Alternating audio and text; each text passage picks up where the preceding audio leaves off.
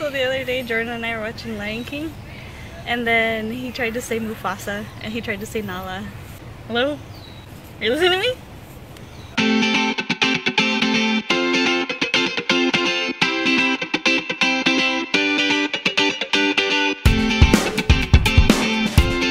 What up everyone, you're watching Emeroy TV, the place to be to learn strategies and living your highest potential through the mind, body, and spirit, all while having fun. And today we're going to be talking about the barriers of effective communication. So everything people are sharing with you, including me, is information, and it's up to us how we receive it and how we use it. We're all conditioned to act certain ways when it comes to certain situations. For example, most people smile when they're complicated, others don't. We all come from different walks of life, so that means we all have our own different perspective and beliefs. That's the beauty about all of us. We're all different in our own way. But at the same time, it can get pretty difficult trying to get the message we want across. So here are the 7 barriers to effective communication. So the first barrier is poor listening skills. Okay, effective communication doesn't mean who says the most or who's right. Okay, if the person is not even paying attention, if they seem distracted or not even picking up the message of what you're trying to send, okay, that's a sign of someone who has poor listening skills. Dwight, you show us that you're listening. Well, we were in the warehouse where we were discussing the mural that I've commissioned Pam to paint there. We were talking about the colour schemes and the major themes we want to hit. Children of the world coming together, cutting down trees to make paper, but not in a child laboury way. It's just up and down. Just a regular knot, like a person. I am a person. Okay, check out my previous video on what is effective communication and active listening to get a better idea of how to become an active listener. Okay, another great resource for you to check is this interview with Chris Lee on Lewis Howes' podcast, The School of Greatness. So the second barrier to effective communication is language barriers. It's almost the same with speaking different languages and how that's a language barrier, but instead this is more related to the words and phrases that you guys use.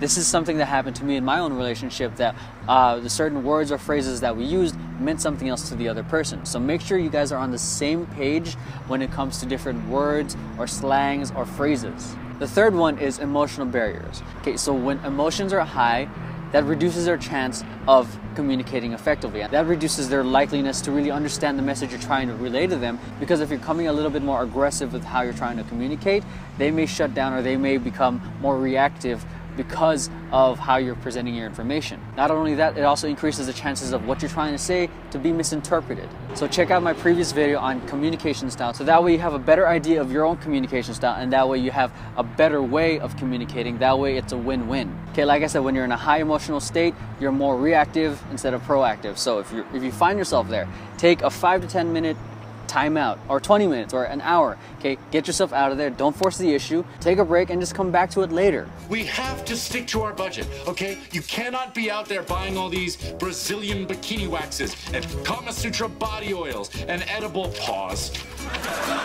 The next one is an environmental barrier. Okay, this could mean a number of things. It could be because you're in a public space, you don't want to talk about it, you want to talk about it in a more private setting. Or there's too many interruptions or distractions, like they keep looking at their phone. Or it could be a physical separation. Okay, the thing with text is that there's no tonality, you can't pick up hand gestures, you can't pick up nonverbal cues. And the thing with tone, while you do pick up the tonality, okay, you're missing out a whole bunch of other elements in terms of your non-verbal cues. You're not seeing their facial expressions, you're not seeing the body language. So that's why when it comes to effective communication and really trying to share with what you're feeling or what you're trying to communicate, okay, face-to-face is always best.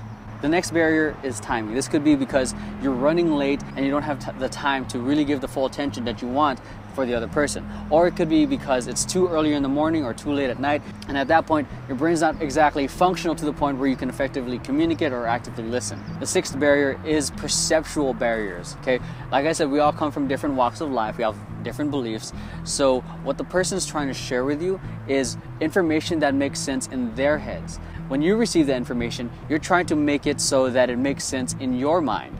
That's where the confusion can happen. So the way you let go of that, the way you break through that, is that you let go of your own perceptions, your own filters and beliefs, and be open to what the other person is saying. If you want that person to feel like they've been heard, see the information that they're giving you from their eyes. Okay, and the last one is filtering. It's almost like the game of telephone we played as kids, where you give one set of information and by the end of it, it's something completely different. Say, for example, I'm sharing with you guys that I had a bad day, I got frustrated, and I went to the Glenda Galleria. Okay, and the only thing that you pick up is, Oh, I love the Glendale Galleria. That completely disregards everything that I was just sharing with you guys because you filtered out everything else and only connected with what you liked. Okay, and that's about it. Those are the 7 barriers to effective communication. And now I want to hear from you guys. What are some of the barriers that you've experienced when it comes to trying to communicate? Let me know by leaving a comment down below. And before I go, if you like this video, make sure you hit like, subscribe, and share this with a friend who you think might benefit from it. And while you're at it, make sure you head on over to the blog, subscribe to the free newsletter so I can give you guys insight and more beyond Emeroy TV. And if you want to connect, you can find me on Instagram, Twitter, Facebook, YouTube, or over at the blog. Now remember, we're all called to greatness, whether it's the lowest point of our lives or the highest point of our lives. From moment to moment, we all have that choice to live our highest potential. But at the end of the day, it's really up to us to choose. The world needs your greatness to shine.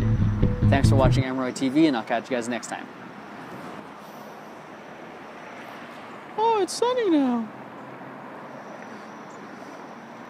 Too many interruptions.